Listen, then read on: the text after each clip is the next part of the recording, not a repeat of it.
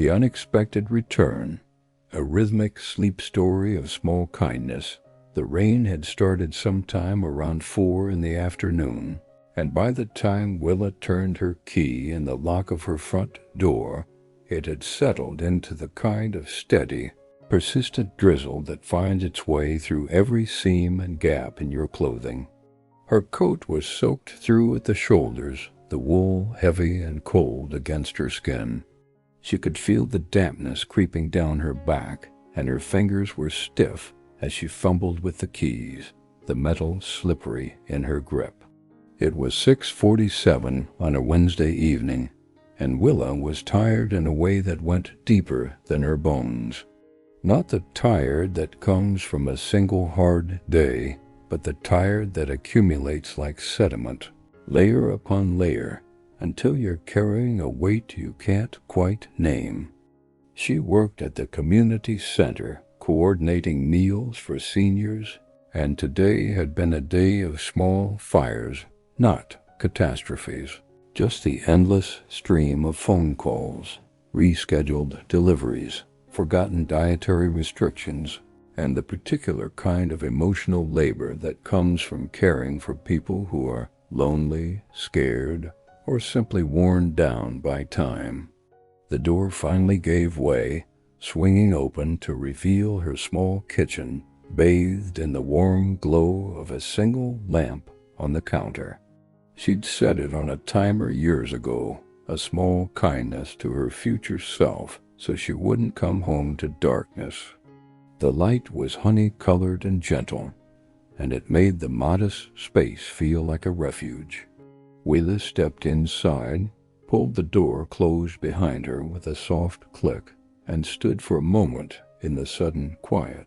The rain continued its hushed percussion against the window, but inside everything was still. She bent down to unlace her wet shoes, her fingers clumsy with cold, and placed them carefully on the worn mat by the door. Her socks had gotten damp too, and the hardwood floor felt shockingly cool against her feet as she padded toward the kitchen. That's when she heard the soft, rhythmic click of nails on wood. Tofu appeared from somewhere unseen, as he always did, materializing like a small, wrinkled ghost. He was an elderly pug, his muzzle gone completely gray, his eyes slightly clouded with age, and he moved with the careful deliberation of someone who knew exactly how much energy he had, and refused to waste a single ounce of it. He didn't jump or bark or make any fuss at all. He simply walked to where Willa stood and sat down, looking up at her with an expression that managed to be both completely neutral and profoundly knowing. "Hello, Tofu," Willa said quietly, and her voice sounded strange to her own ears, rougher than usual, tired. She reached down and ran her hand over his smooth head, feeling the warmth of him, the solid reality of his presence. He leaned into her palm slightly, then turned and walked toward the kitchen, with the air of someone who had an important appointment to keep. Willa followed him, shrugging out of her wet coat and draping it over the back of one of the wooden chairs at her small table. The coat would leave a damp spot on the wood, but she couldn't bring herself to care just now. Her mind was already beginning its evening inventory, the familiar litany of tasks that needed doing. The dishes from breakfast were still in the sink. The floor could use a sweep. She needed to respond to at least 3 emails before bed.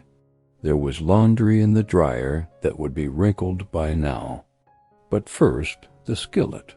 It sat on the stove top where she'd left it that morning after making eggs her cast iron skillet, seasoned by years of use until it was nearly black, smooth, and heavy in her hands. Willa had a ritual she followed every evening, a routine so ingrained she could do it without thinking. She turned on the tap and let the water run until it was warm, then picked up the stiff bristled brush she kept by the sink. The first stroke of the brush against the iron made a sound she knew in her very cells, a low, gritty scrape swish that was somehow both harsh and soothing. She worked the brush in small circles, feeling the resistance of the metal, the way the water sluiced over the curved surface and down the drain. Her hands, which had been stiff and aching with cold, began to warm under the stream of water. The sensation was startling. The heat against her chilled skin felt like an embrace, and she found herself pausing, just holding her hands under the flow, watching the water run clear. The warmth traveled up her wrists, into her forearms, and she felt something in her chest loosen just the smallest fraction. Not much, but enough to notice. She returned to cleaning the skillet, working the brush methodically, rinsing it clean, then drying it with a towel and rubbing a thin layer of oil into the surface. The ritual was familiar and grounding, and she let her mind drift as her hands moved through the motions they'd made 10,000 times before. When the skillet was done, she set it back on the stove and turned her attention to the table. She kept a small bottle of lemon oil in the cupboard under the sink, and she retrieved it now, along with a clean cloth. The scent of lemon filled the kitchen as she poured a small amount onto the cloth, bright and clean, cutting through the damp wool smell of her coat and the general mustiness of a rainy evening. She wiped down the wooden table in long, smooth strokes, following the grain of the wood, feeling the surface go from slightly sticky to smooth and soft under her hands. The smell triggered something in her memory, something just out of reach. Her grandmother's kitchen, maybe, Sunday afternoons. The feeling of being small and safe and cared for. The memory was more sensation than image, and it made her throat feel tight. Tofu had settled into his corner of the kitchen, a spot near the radiator where an old blanket was folded into a rough bed. He wasn't sleeping, though. He was watching her with that peculiar intensity that pugs seem to possess, as though he were a monk observing a tea ceremony and finding it deeply significant. Willa caught his eye and felt, absurdly, as though she should explain herself. "I'm just tired, Tofu," she said aloud, and hearing the words made them more real. "I'm so tired." It wasn't a complaint, exactly. Just an observation, a simple statement of fact. She was tired. Her body was tired. Her mind was tired. The part of her that managed and coordinated and solved problems and soothed worries was tired. And standing here in her small kitchen, with the rain whispering against the window and the lemon oil scent hanging in the air, she let herself feel it. Not to wallow, not to spiral, just to acknowledge, "I am tired." Tofu continued to watch her with his grave, unblinking attention, and somehow that made it okay. The knock at the door came at 7:03, soft and almost apologetic. Willa wasn't expecting anyone, and for a moment she considered not answering, just staying in her warm kitchen and pretending she hadn't heard. But the knock came again, gentle but persistent, and she sighed and made her way to the door. Mrs. Chun stood on the small porch, rain beating on her plastic rain bonnet, holding a ceramic bowl covered with a clean kitchen towel. She was a small woman, barely 5 feet tall, with hands that were always in motion and eyes that missed nothing. "I made too much," Mrs. Chun said, which was the same thing she'd said the last 3 times she'd brought food over, and which they both knew wasn't quite true. "Chicken soup. Still hot." Willa opened her mouth to protest, to say that Mrs. Chun shouldn't have gone to the trouble, that she was fine, that she didn't need anything, but the words caught in her throat. The bowl was already being pressed into her hands, warm through the towel, almost hot, and the weight of it was solid and real, and somehow reassuring. "Thank you," Willa managed, and her voice came out smaller than she'd intended. "This is very kind." Mrs. Chun waved a hand dismissively. "You work too hard," she said, which was not a question. "Eat the soup. Get warm." And then she was gone, padding back down the steps in her sensible rain boots, leaving Willa standing in the doorway holding the bowl. Willa closed the door slowly and carried the bowl to the kitchen table. When she lifted the towel, steam curled up into the air, carrying with it the scent of ginger and green onions, chicken, and something else she couldn't quite identify, star anise, maybe, and a hint of sesame oil. The soup was golden and clear, with visible pieces of chicken and delicate slices of green onion floating on the surface. It looked like something made with care, with attention, with love. She set the bowl on the wooden table, which she'd just finished cleaning, and stood looking at it for a long moment. She hadn't planned dinner. She'd been thinking vaguely that she'd make toast, or maybe just skip eating and go straight to bed. But here was soup, hot and nourishing and entirely unexpected. Here was care in a ceramic bowl. Willa got a spoon from the drawer and sat down at the table. Tofu, demonstrating his superpower, appeared instantly at her feet.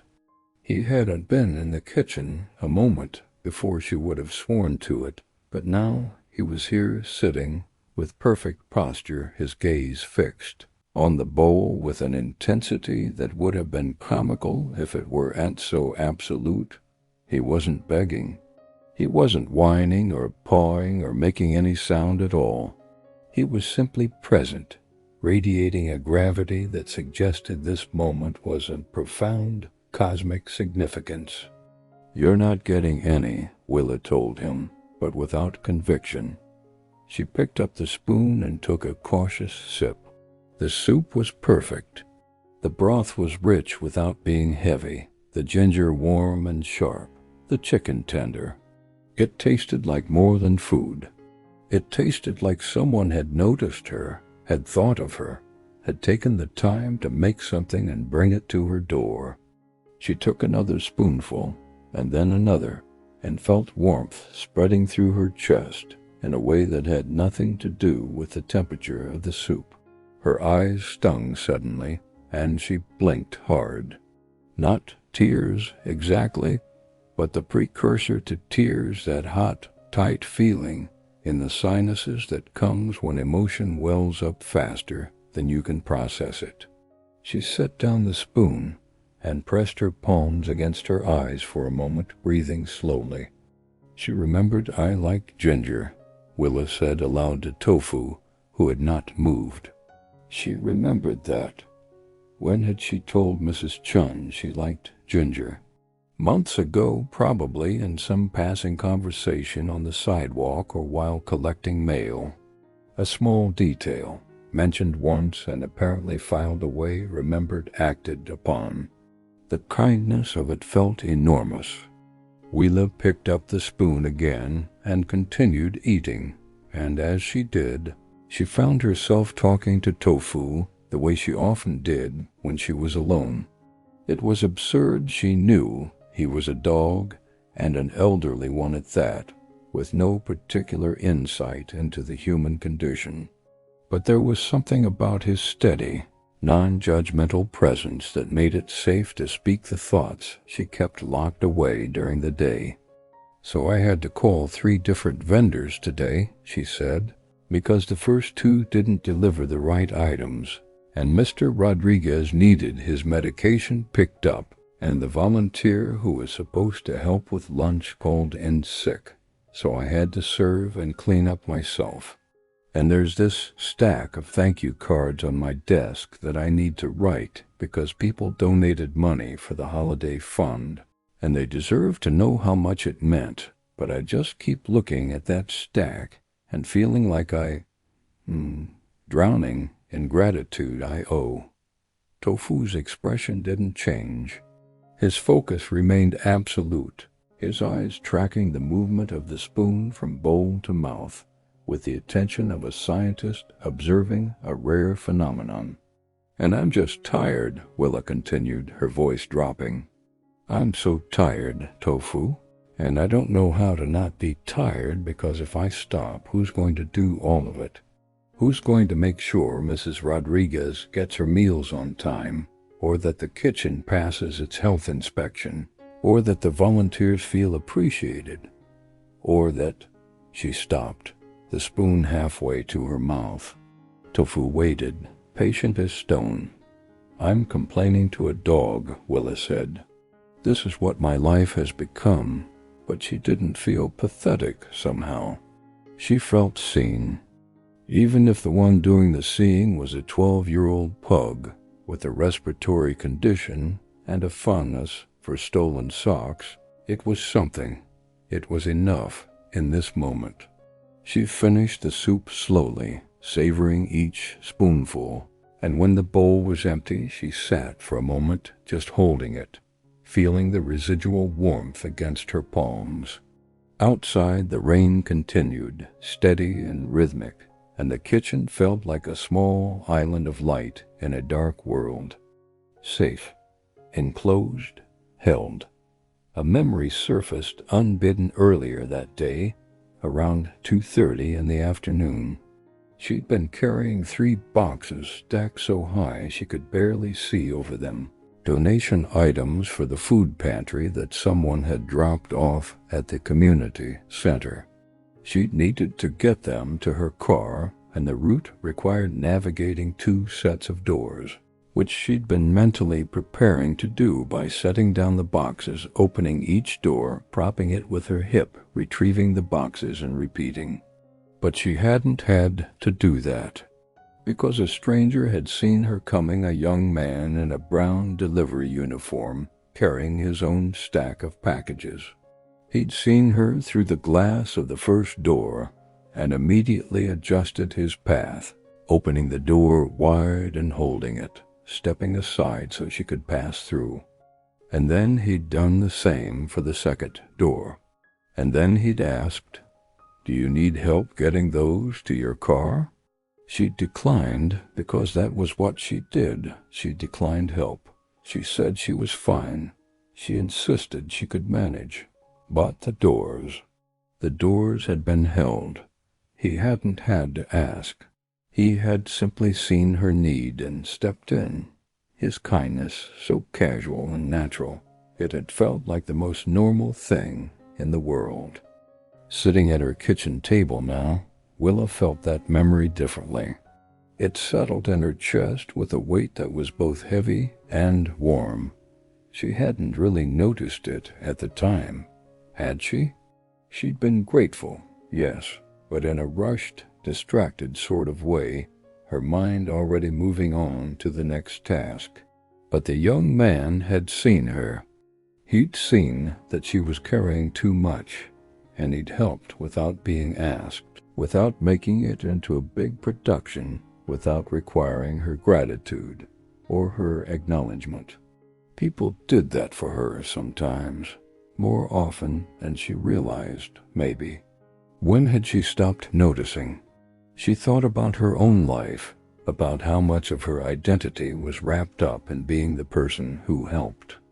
The coordinator, the organizer, the one who remembered everyone's dietary restrictions and knew which seniors needed a little extra conversation and could sweet-talk vendors into better prices. She was good at helping. She'd built a whole life around being good at helping. But receiving help that felt different, that felt vulnerable, that felt like an admission that she couldn't do it all herself, that she was somehow failing at the very thing that gave her purpose. Except the young man with the delivery uniform hadn't seemed to think she was failing.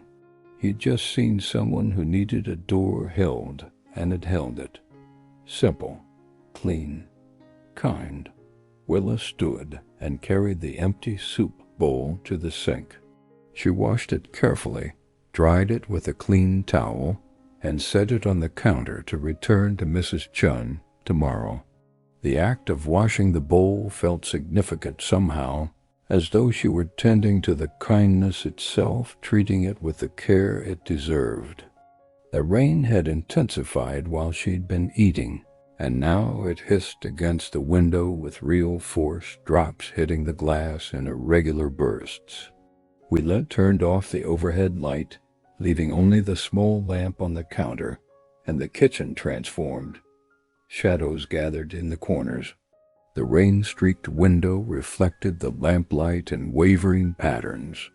The room became a pocket of warm light suspended in darkness, and Willa felt held by it, by the kitchen, by the evening, by the rain itself.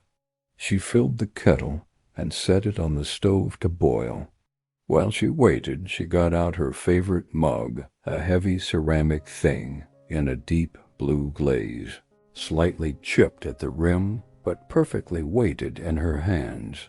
She found her tin of Earl Grey tea and measured the leaves into the metal infuser.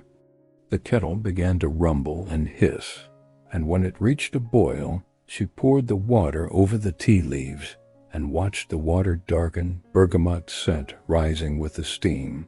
She added a small spoonful of honey, stirred it until it dissolved, and carried the mug to the living room.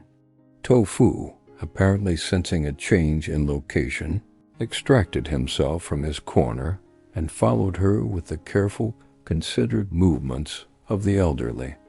She settled onto the couch hold, slightly sagging in the middle, but broken in and familiar and perfect in all the ways that mattered. Tofu jumped up with surprising agility and immediately burrowed against her thigh, his warmth seeping through her jeans. Willa placed one hand on his back, feeling the rise and fall of his breathing, and wrapped the other hand around her mug of tea. She wasn't reading. She wasn't watching television. She wasn't checking her phone or making a mental list of tomorrow's tasks. She was just sitting, just existing in this moment with the rain and the tea and the warm weight of her dog against her leg, and she felt her heart unclench. She hadn't known it was clenched until it wasn't, but there it was, that tight, braced feeling in her chest that she'd been carrying for so long she'd stopped noticing it. The feeling of holding herself together through sheer will, of carrying the weight of all those tasks and responsibilities and needs, of being the person who was always fine, always capable, always available. It loosened, it let go, and in the space it left behind, something else moved in, a sense of peace so profound it made her eyes sting again. The soup, the held doors, Mr. Park's smile. That memory surfaced now too this morning, 11:45, the corner grocery store where she'd stopped to pick up bread and milk. She'd been rushed, mentally rehearsing the afternoon's schedule, already composing an email to the volunteer coordinator in her head. At the checkout, Mr. Park had greeted her the way he always did, but this time there had been something different in his voice. "Hello, Willa," he'd said, and then, after a pause, "You look tired today. Long week?" Not a casual greeting, an actual question, an observation, an acknowledgement. She'd deflected, of course. "I'm fine," she'd said automatically, already reaching for her wallet.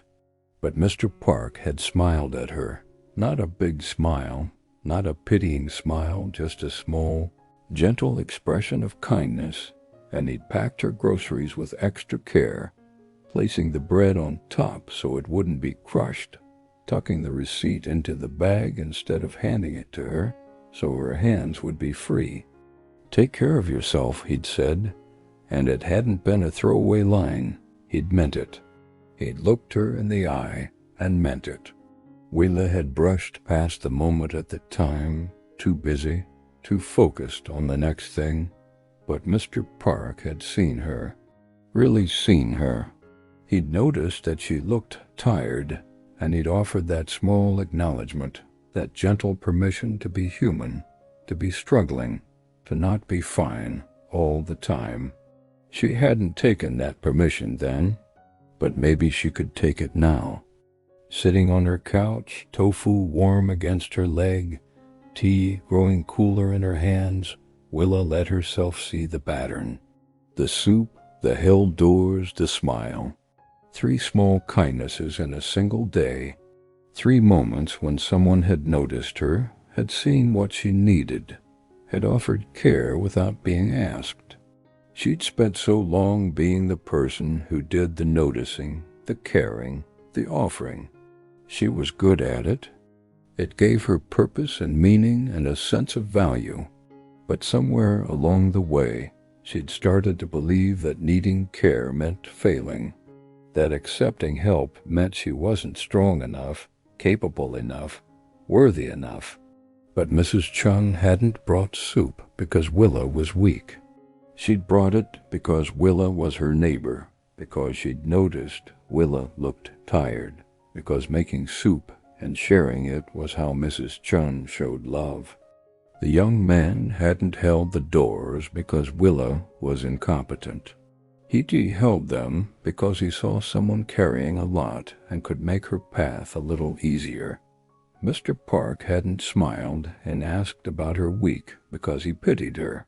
He'd done it because he paid attention, because he cared about the people in his community, because kindness was how he moved through the world. They'd offered these kindnesses not because she was failing, but because she was part of their world and caring for each other was what people did, and she'd received them. Maybe not gracefully, maybe not consciously, but she'd received them. The soup was in her belly, warming her from the inside. The doors had been held, and she'd walked through them. The smile had been given, and somewhere in her exhausted mind she'd registered it, carried it with her through the day. Willa felt tears slide down her cheeks now, quiet and unhurried. Not sad tears, not happy tears, just releasing tears, the kind that come when something locked inside finally opens. Tofu shifted slightly against her leg, a small adjustment in pressure, and she looked down at him. His eyes were half closed, his breathing deep and even, utterly content. She ran her hand along his back, feeling the warmth of him, the solid reality of his presence. "I'm tired of being strong all the time," she whispered to him. The words hung in the quiet room, and instead of feeling shameful or weak, they felt true. They felt like something she'd needed to say for a very long time. "I'm allowed to receive help," she said, testing the words, feeling how they shaped themselves in her mouth. "I'm allowed to be tired.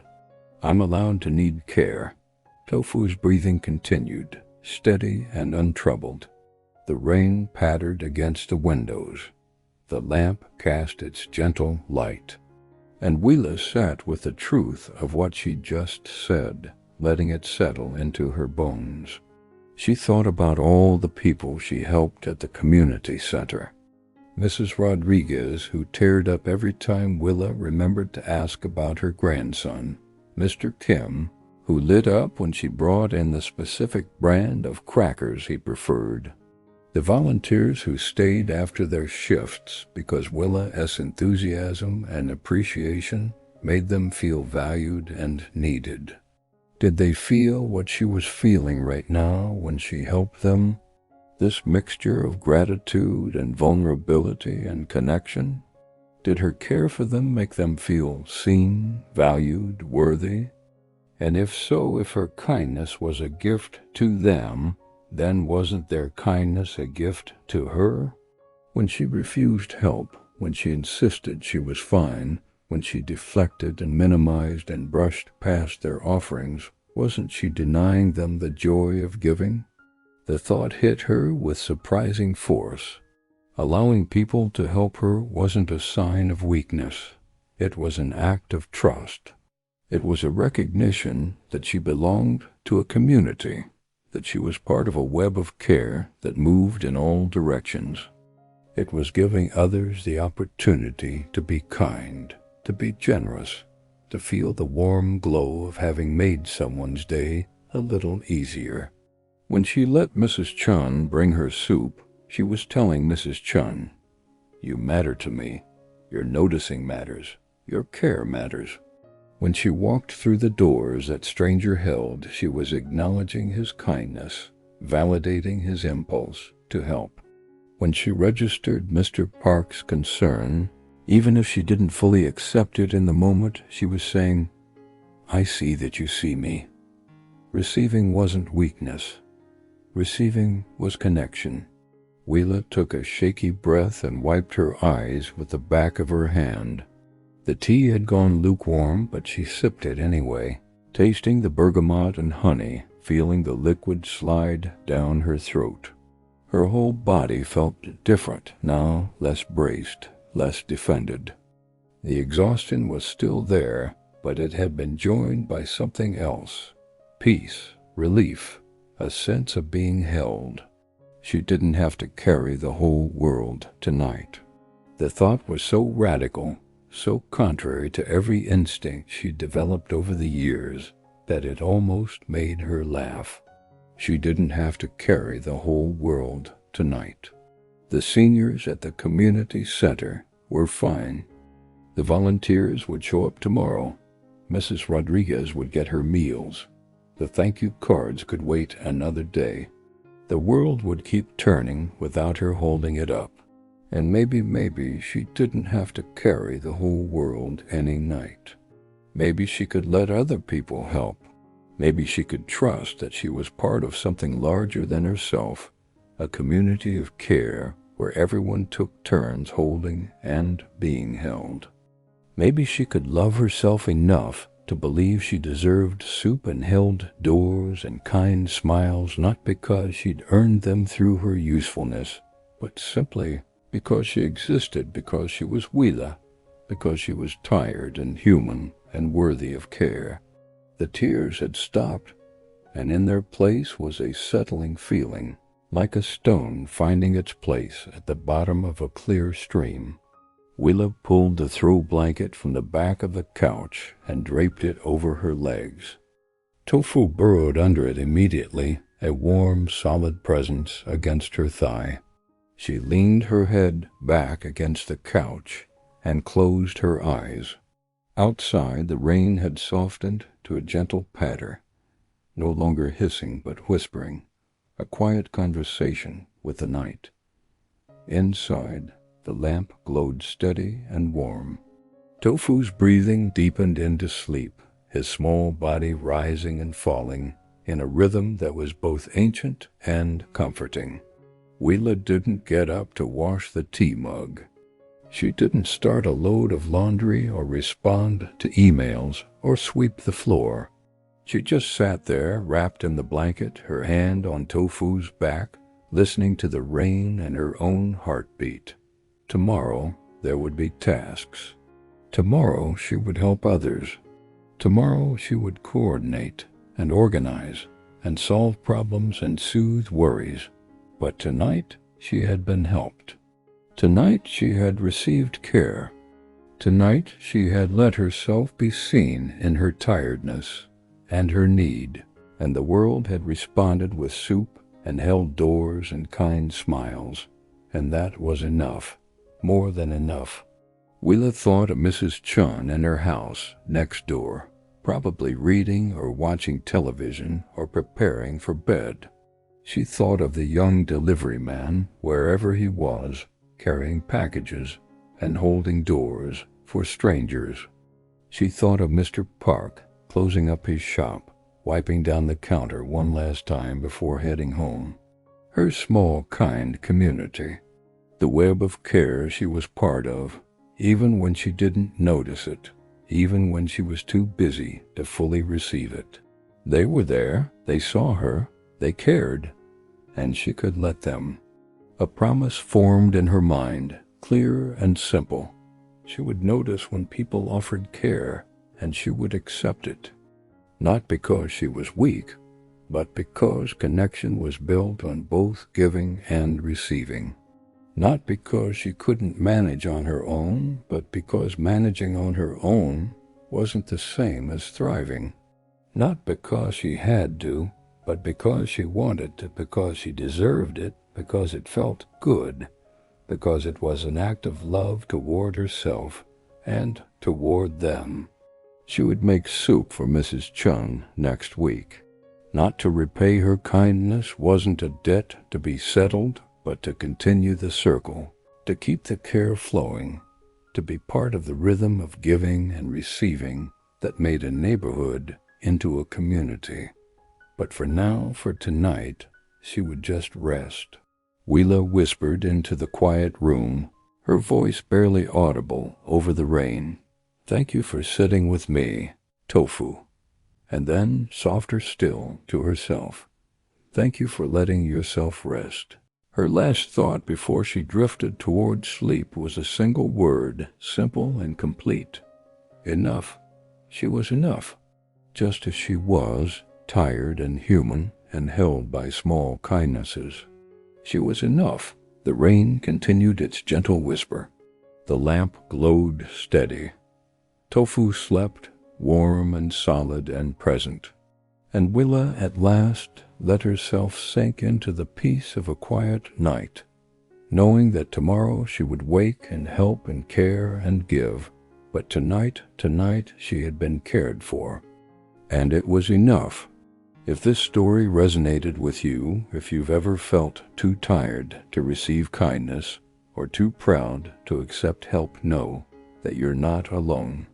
Sometimes the greatest act of self-love is opening your hands to let someone else care for you. If this quiet evening with Willa brought you any peace, please consider showing your support with a like and subscribe to Deep Sleep Stories Hub for more gentle nights and restful journeys.